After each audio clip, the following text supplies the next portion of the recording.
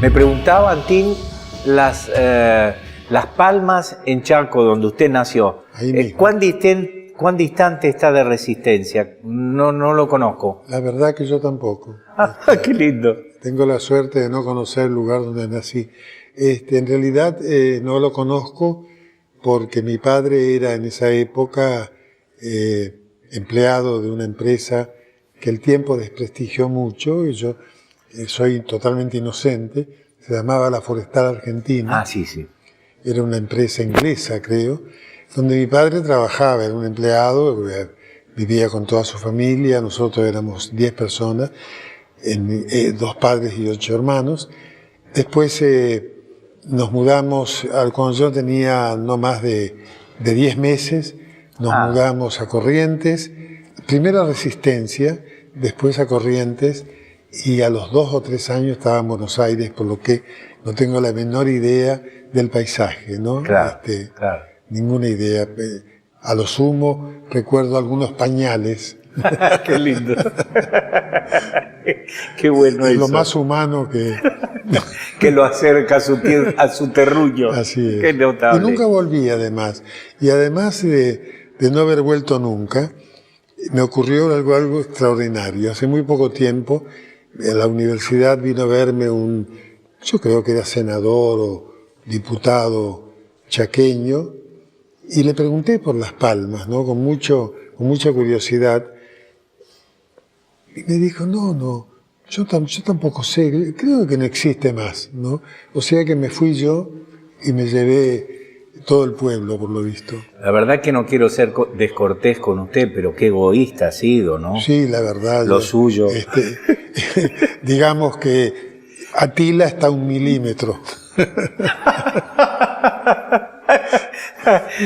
Hizo todo lo posible por superarlo y lo logró. Sí, no me pasó lo mismo con el país, felizmente. Claro. Bueno. No sé si felizmente, además. Y por lo menos algunas criaturas seguimos existiendo, merced a que usted no se las llevó. Claro. Vea, es muy difícil abordar toda su obra, sin duda ninguna. Pero, a ver, quiero separar el novelista, el poeta que usted mismo es, el cineasta, por cierto. Bien. Entonces vamos a tratar de organizar su vida, por lo menos ya que está aquí y se ha traído a Chaco, deje el Chaco de un lado. Tranquilo. Y vamos a lo suyo. Como novelista, ¿cómo usted, a ver, desde qué perfil encaraba la novela? ¿Tiene eso que ver con la poesía? Siempre me intriga, perdone usted, yo vivo cerca de la poesía, digo así, la habito, pero como lector. Claro. Y hace muchos años que hago espectáculos. Entonces, siempre me pregunto si el novelista puede convivir con el poeta. Casi es una pregunta caprichosa, ¿no? Pero cuénteme usted. Mire, en mi caso es muy difícil que yo le dé una respuesta por una simple razón, y es porque a lo largo de mis muchos años de vida, me he ido comiendo a mí mismo continuamente, me he ido desapareciendo. El presente fue devorando el pasado, así como me pasó con Las Palmas, Chaco. Mi época de poeta es una época, diría, infantil, era la adolescencia. Terminaba la escuela primaria, comenzaba la escuela secundaria, que empezó en medio de una gran soledad en la que vivía yo, porque a pesar de que éramos muchos con mucha diferencia de edad, motivo por el cual no había juegos de hermanos, digamos, ¿no?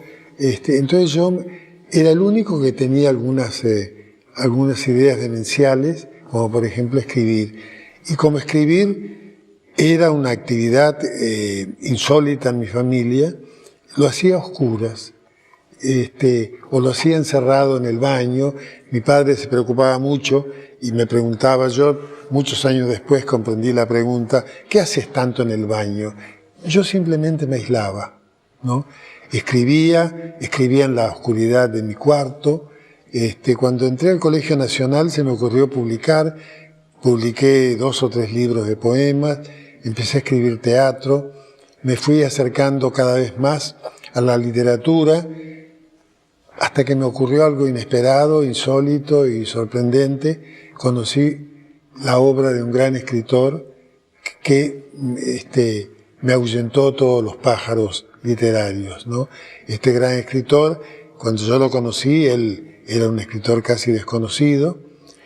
Lo conocí en la biblioteca de un amigo, de un compañero del Colegio Nacional.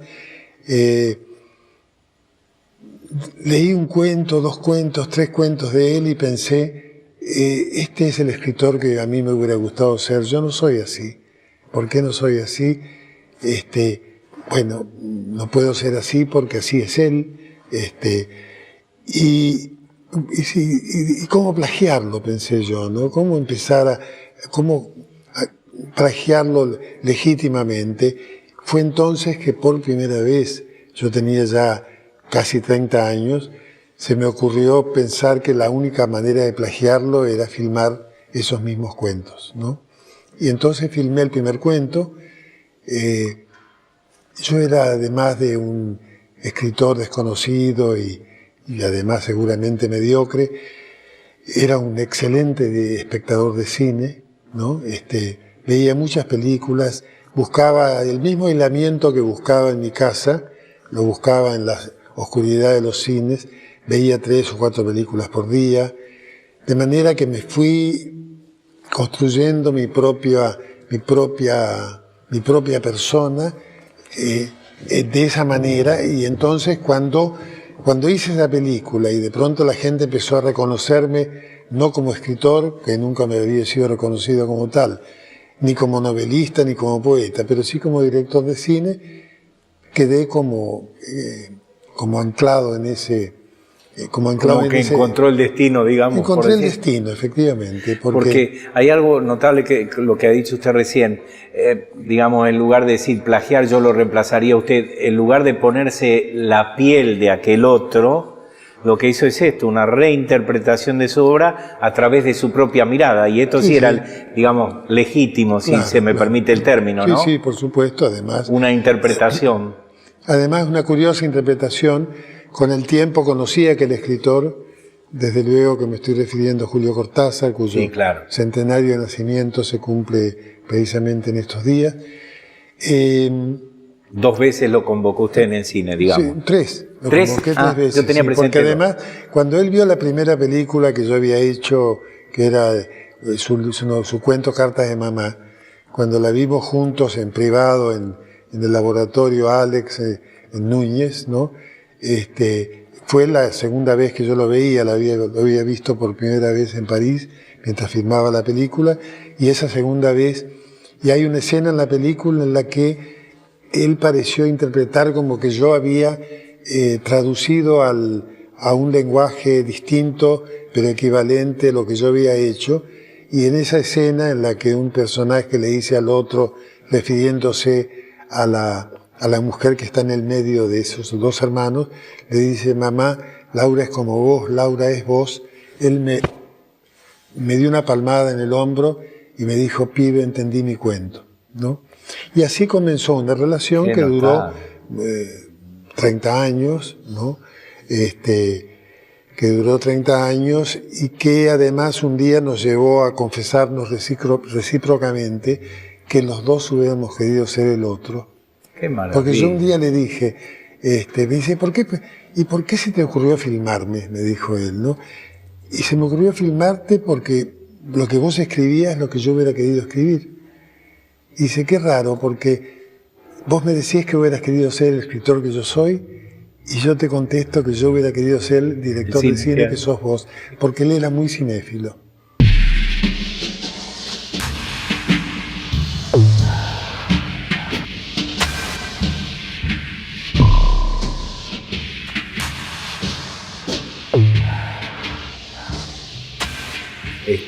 Qué coincidencia tan feliz esta, ¿no? Extraño. A partir, digamos, de casi diría un sueño suyo, un sentir suyo muy profundo, que en el otro, que uno encuentre a su par, a su otra cara del espejo, ¿verdad? Sí, Qué maravilla eso. A mí me llama la atención. Pocas veces ocurre, ¿no? Yo no conozco casos semejantes y además que transformen, digamos, porque a mí esta situación me convirtió en otra cosa.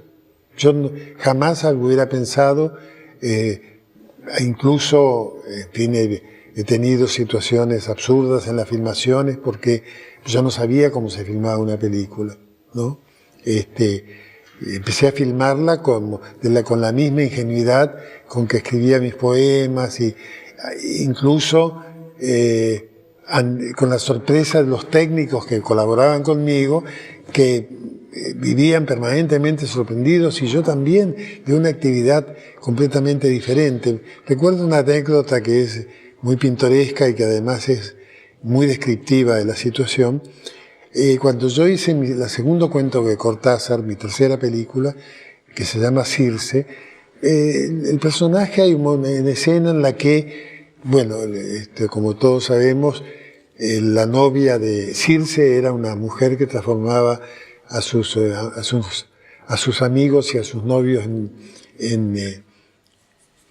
los retransformaba en otra cosa, en monstruos, ¿no? Y les daba, en el caso del personaje de Cortázar, les daba bombones que eran chocolates rellenos de cucarachas, que era lo que ella preparaba a sus novios y lo que finalmente hacía que sus novios se suicidaran porque se habían encontrado con un monstruo.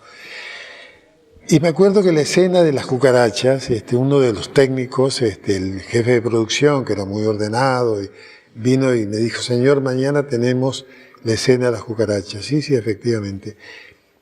¿Me permite una pregunta? Sí, claro. ¿Cuántas cucarachas va a necesitar? Y digo, yo que tenía que mantener una disciplina claro. dentro del equipo, le dije, mire, yo creo que 2 docenas me van a ser suficientes. Me van a bastar. ¿Y de qué color? ¿Negras o marrones? Ambas, dije yo. Salía airosamente. De modo que ese mundo desconocido y que cambió completamente cambió mi destino, porque en fin, a partir de eso yo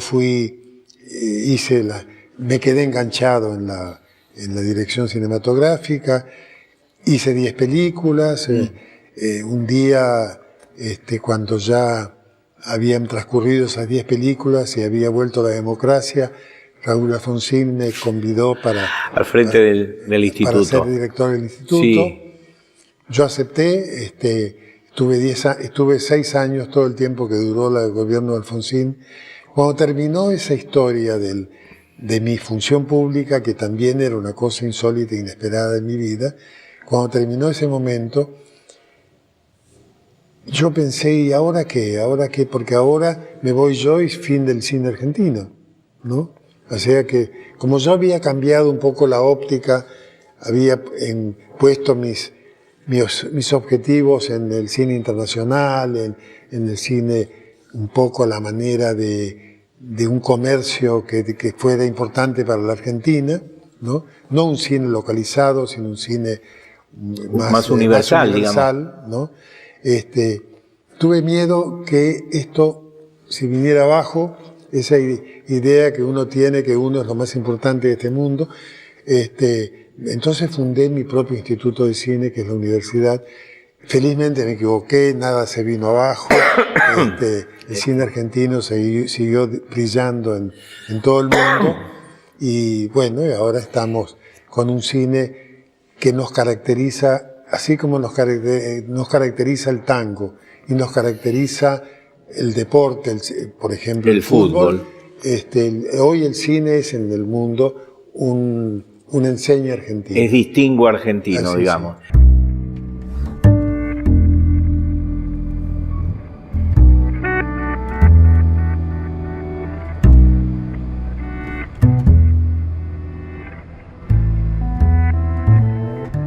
Usted fue uno de los referentes de aquella generación del 60 del cine, que por cierto tanto bien le hizo a nuestro cine. Sí. Con Kuhn, sí. Ayúdeme. ¿Con Kuhn hizo el primer cortometraje? Efectivamente, sí. Nosotros nos conocíamos del Colegio Nacional de Buenos Aires, que es donde estudiaba yo, donde estudié el colegio secundario. Con Rodolfo fuimos muy amigos, yo escribí algunos guiones para él. Un día escribí un cortometraje que se llamaba Luz, Cámara, Acción, y ese fue, en cierto sentido, los primeros peldaños que me fueron llevando a un lugar inesperado, ¿no? Porque en verdad cuando yo llegué a Cortázar venía ya con un poquito de antecedente, no técnico, porque en realidad nunca, antes el que filmaba no tenía necesidad de saber, no es como hoy. Hoy día todos saben todo, ¿no? Los jóvenes cineastas podrían hacer sus propias fotografías, sus propias cámaras, sus propios guiones. En esa época no era así, estaba todo bastante parcializado, digamos. Había más, ¿no?, compartimentos, digamos. Exactamente. De manera que yo algunos pequeños secretos ya conocía. Cuando se me ocurrió decir, bueno, ¿cómo convertir esto a un lenguaje que no sea delictivo, que sería plagiar esto de un escritor casi desconocido? En realidad salté al cine porque el cine ya estaba vibrando dentro de mí con alguna fuerza, ¿no? A mí nunca las reglas han sido para mí demasiado dignas de ser tenidas en cuenta, ciertas reglas, sí, me claro. refiero a las reglas formales de la creación artística, ¿no?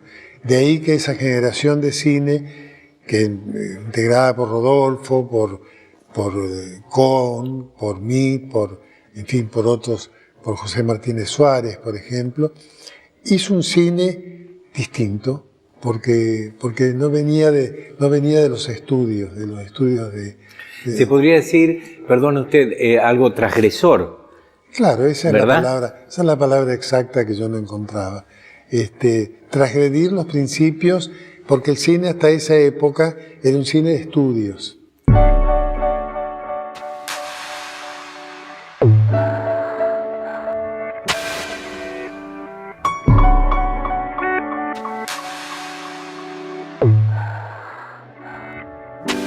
Después hubo lo histórico, ¿no? Don Segundo Sombra, Sí, esa fue una segunda. Juan Manuel de Rosas. Allá le dije hace tiempo, ¿no? Yo he sido siempre un director de literaturas, ¿no? No hay ninguna película mía que sea un libro original Para el cine. ¿no? Desde los 4 cuentos de Cortázar, que yo convertí en 3 películas, una novela de Hudson, que es Allá le dije hace tiempo, la inolvidable novela de Guiraldes, Don Segundo Sombra, que a mí me permitió encontrarme con un ser misterioso que hasta ese momento yo conocía muy poco, que se llama El Público, ¿no? Fue una película que tuvo mucho éxito, seguramente en razón de que el éxito venía de los 100 años o más de que había sido escrita la novela, ¿no? Bueno. Recuerdo además que por esa época ni siquiera hacía encuadres ni guiones con las películas, andaba con las mismas novelas, ¿no? De modo que hasta mi segunda película está hecha sobre creo que segunda novela, que nunca publiqué además y que Julio Cortázar, para dicha de la humanidad, perdió en Viena. Es gracioso. Qué cruel que es usted con usted, ¿eh? Escúcheme, de ninguna manera. Mire, la anécdota es muy divertida. Cuando él vio Los Venerables Todos, que es la película mi segunda película, la vio conmigo en el Festival de Sestri Levante en Italia. Cuando terminó la película me dijo que había algunas cosas que se le habían escapado, que no había entendido bien, que él creía que a la película le faltaban algunos puentes, que le gustaría leer la novela. Él sabía que había una novela. Había una novela manuscrita, no había ninguna novela impresa. De manera que yo, que viajaba con todas mis cosas siempre en la valija, cuando nos despedimos en Italia, le dejé mi novela para que la leyera, para que él encontrara esos puentes. Bueno, tiempo después me escribió una carta diciéndome que lamentablemente él era traductor intérprete de la UNESCO, de manera que en un viaje a Viena la había llevado, se le había olvidado en un hotel. Bueno, a mí no me importó nada porque yo ya había hecho mi película y ya la novela no me importaba. Pero años después se produjo un hecho que yo recuerdo con mucho cariño, y es este. Cuando hicimos la adaptación de Circe, que la hicimos en Europa, él después me envió los diálogos de Circe, hicimos una especie de estructura dramática. Él se fue a París y yo me fui a Buenos Aires, me vine a Buenos Aires, y él se quedó escribiendo los diálogos.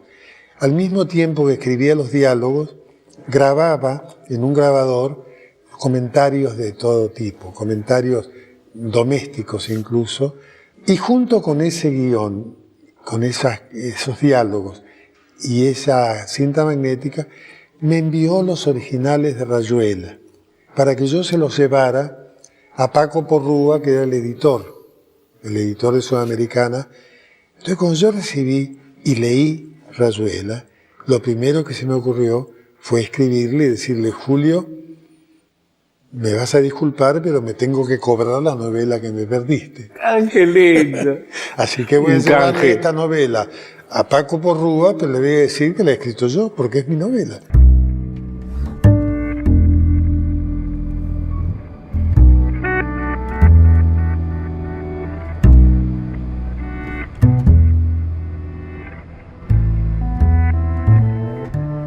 Al propio tiempo usted dijo, bueno, siempre encaré algo ya escrito y no un guión especial, sino literatura pura.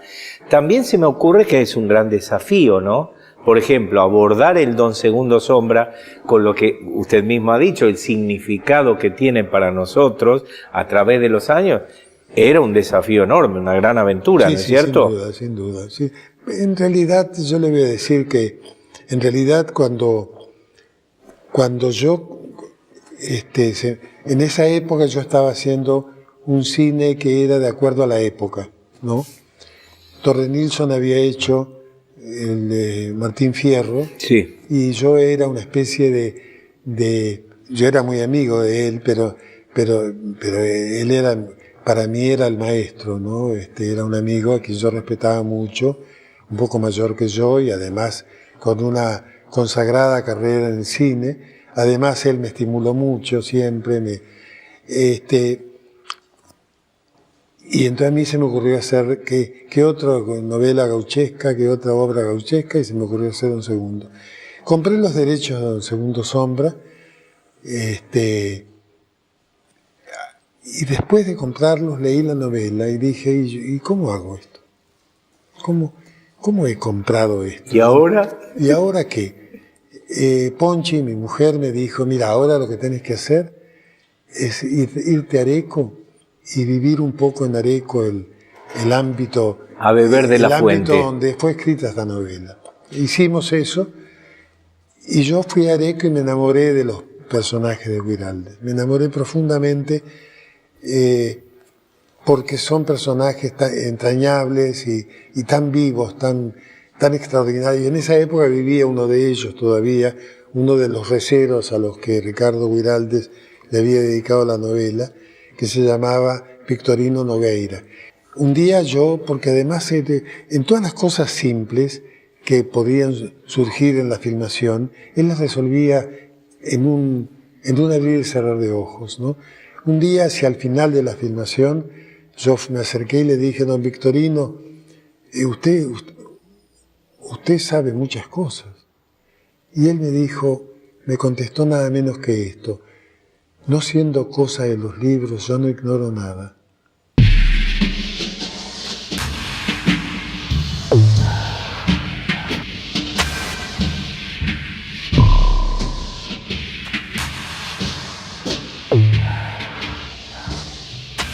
Antín, además de haber sido una delicia charlar con usted, quiero decirle que yo ahora me voy a ir, no por descortés, sino porque este último minuto lo voy a dejar para usted, para que hable con Manuel Antín. Oh. Arréglese, mijo. ¿Qué puedo decirme a mí que no me haya dicho ya tantas veces? Es muy difícil. Es muy difícil. ¿Qué haces, Manuel, acá? ¿No te parece raro estar aquí con gente que te aprecia? frente a no se sabe cuánta gente que está mirando este programa, pero, en fin, pero qué contento estoy de que me estén mirando. Muchas gracias.